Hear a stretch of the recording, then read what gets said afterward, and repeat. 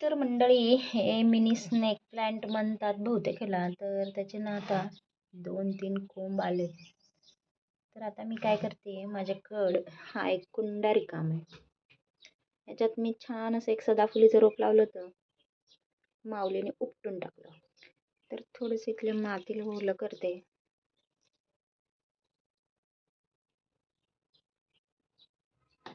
हे काय आमचं माऊली सगळं इथे येऊन खेळतो, कचरा सगळा त्यात. थोडंसं घट्ट माती पातळ करून घेतले. आता याला आपण थोडंसं कट करून घेऊया. थोडीशी मुळं जरी भेटली तर बस. कारण की हे वाढायला पण याला पण इथं जागा कमी आहे. कारण की छोटा 7 इंचीचा एवढा हा पॉट आहे. तर पहा, मी अशा पद्धतीने आत घालते आणि कट करून घेते हलका.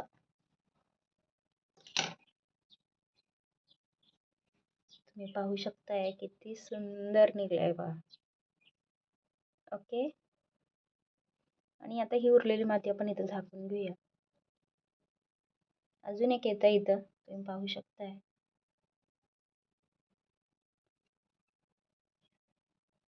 त्याची मुळं झाकून घ्यायची पूर्ण आपल्याला, जी की मी उघडली होती. आणि आता इथे एक मोठा पॉट आहे.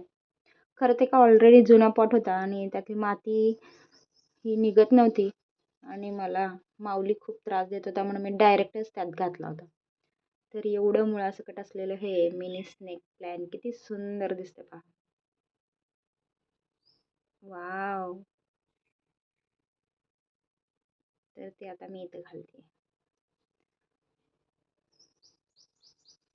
तर हे आता 1 महिन्याभरामध्ये त्याच्यापेक्षा जास्तच लवकर येईल असं मला वाटतं. कारण की हे येऊन ना आय थिंक एक 7-8 दिवस झालं. फक्त आता आमचा माऊली राजे ह्याला उपलू नये म्हणजे बस. आणि कितीही आपण काळजी घेतली तरी आमचा माऊली कसं ना कसं पोचतो.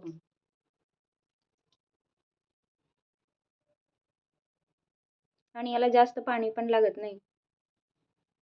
याचं पण मी एक दिवशी कट करून लावणार आहे. आणि याचं पण. याचं लावायची पद्धत मी बघितली होते. असं तोडायचं म्हणे. बघूयात एकदा ट्राय करून. माहित नाही सक्सेस होतं की नाही.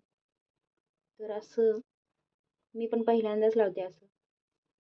असं मी ऐकलंय. बघू आता किती सक्सेस होतं. चला तर मंडळी, हे होतं माझं मिनी ब्लॉग.